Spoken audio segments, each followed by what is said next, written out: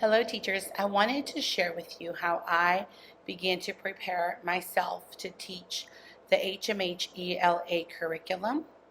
And as you know, we have these teacher books that have different volumes. Depending on the book, sometimes there is just one module in there, sometimes two, depending on the grade. And so we have this as the main book where our lessons come from. And we also have a writing workshop book that has the grammar lessons and also the writing workshop lessons. So you will see that this is an extra book. Now this book is from first grade up. The kindergarten modules have everything, the phonological awareness, all the components of ELA inside the module, inside the lesson, and the writing is also included inside the main teacher book. But for the older grades, our school is all the way to 5th grade, so we all have not only the main ELA book, but we have the writing workshop that has both the writing workshop and right here the grammar mini lessons. So as you know, that there are so many worksheets that are so wonderful to use. But one of the things that I don't like to do is to print one sheet at a time every day, and then I may misplace it. I may not have gotten to it, and then I forget. So last year, I decided that I was going to make module packets for my students. So what I do is when I first open up a lesson, I will open up the main book, which is the teacher's guide, digitally. So when I open the book, all these pages are on there with the ability to click on the hyperlinks to the Know It, Show It packets, even the ones here in the writer's workshop, the grammar. So what I do is when you click on the first page for Know It, Show It, you will then see that following that page, if you scroll up, the following sheet will come up for the Know It, Show It, and then the following one after that. So instead of printing one a day, or even printing what I need for the day, and then even printing all and having to store it, what I came up with last year, and it worked wonderful for my kids, to be organized, to have a book, and also to make sure that we're not touching everything all the time, especially with COVID. I make packets. And so at the beginning, even this year, I printed the entire module 1. But then I thought, wait a minute, if I keep the whole book the whole time, the parents are not going to be seeing what is happening in the classroom. So I decided that I would print packets per week. So this, for example, is module 1, week 3, which is what I will be using next week. So this is, so what I do, this is actually the first page of week 3, and then the following pages that are part of the Know It, Show It lessons. Now, what I do with these, and I'm going to show you a different way to find these also, but what I do is I ask the parents as part of their supply list is to bring in report covers, and I tried different ones last year with my class, but we did notice that these with this added little clip are a lot better than the sliding ones, because the sliding ones are constantly falling out, and the students will come up to me and say, can you please fix this, in the middle of teaching, and it'll interrupt a lesson, it'll interrupt the flow. So the best way is to get these clips. What I do is print a Know It, Show It cover, and for each booklet that I make one for the Know It, Show It lessons, the worksheets. I make one for the writer's workshop printouts, and I also make one for the grammar packet. So I have these 3 books that the children have aside from the My Book book. So I know that some schools just have the My Books as a digital copy.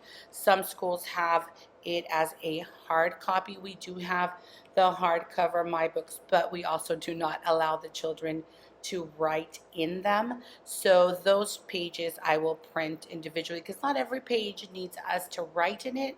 Um, but those pages I will print digitally. But the My Book, usually we use it to read the story that goes with the lesson. And but the other, so they have their My Book, and then I make this Know It, Show It packet. And so this year I actually used the exact Know It, Show It cover that HMH has. Last year with when I taught kindergarten, I would match it to the module that was happening. So I would still keep the Know It, Show It word so the children would be able to make the connection between what I'm calling the book and the print, the words that are printed on the cover. But last year I would use, for example, I remember one of the last modules was about animals, so um, I remember a cheetah in the front just so they knew. I feel like the kindergarten one is definitely more based on the theme, which is absolutely age appropriate. But I think that as the classes are older and they're higher grades, if you use the exact Know It, Show It cover of the book, that also is a great connection. They start getting to know their covers. They start understanding, especially the younger ones, what the title says. And obviously the older grades will know that this says Know It, Show It. And the packet already has the pages for the week. This is where they work from during the week after my lesson or during my lesson, depending on what the lesson is calling for us to do. And at the end of the week, what we do is we take the week's packet and we sent it home. I correct it every day. We correct it every day and make sure that we're giving the kids feedback. And then at the end of the week, we keep the report covers. We keep the cover for the Know It, Show It, and we send the work home. And then we just refill it for the following week with the next week's module. That's what I do for the Know It, Show It.